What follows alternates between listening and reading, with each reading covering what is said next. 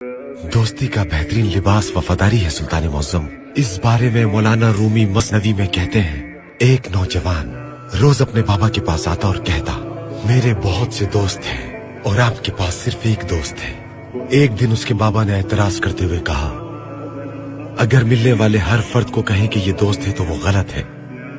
हकीकी दोस्त सिर्फ एक या दो होते हैं। बेटे ने कहा, नहीं, वो सब मेरे करीबी दोस्त हैं। उसके बाबा ने कहा, ठीक है, आप अपने दोस्तों की आजमाइश करेंगे। लिहाजा उन्होंने दोस्तों को आजमाने का फैसला किया। एक शाम उन्होंने भेड़ ज़िबा की और उसे बोरी में डाल दिया। बाप ने अपने बेटे से कहा, अब ये बोरी अपने कंधे पर टांगो और अपने दोस्तों के पास जाओ। बोरी से ऐसे खून टपक रहा था जैसे उन्होंने किसी शख्स को मारकर बोरी में डाला हुआ हो। नौजवान ने बोरी उठाई और अपने सबसे करीबी दोस्त के पास गया। उसके दोस्त ने खून आलूद बोरी की तरफ देखा। नौजवान ने कहा, मुझसे कत्ल हो गया है, मेरी मदद करो। उसके दोस्त ने उसके मुंह पर तेजी से दरवाजा बंद कर दिया। नौजवान एक एक करके तमाम दोस्तों के पास गया और तमाम दोस्तों ने भी एक एक करके दरवाजे बंद कर लिए। बहरहाल वो नौजवान घर वापस आ गया और इस नतीजे पर पहुंचा कि उसका कोई ऐसा दोस्त नहीं जो बुरे वक्त में उसकी मदद करता।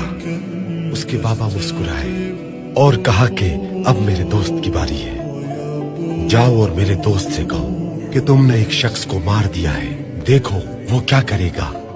नौजवान अपने वालिद के दोस्त के पास गया और कहा कि मुझसे कत्ल हो गया है, मेरी मदद करें आप। बाबा के दोस्त ने बगैर कुछ सोचे उससे बोरी ले ली और अपने घर के पीछे खेत में चला गया सुल्तान मुअज्जम, और उस बोरी को जिसमें भेड़ थी उसे जमीन में दफन कर दिया और मट्टी को अच्छी तरह से बराबर कर दिया और ऊपर फूल पौधे लगा दिए ताकि कोई कुछ समझ न सके।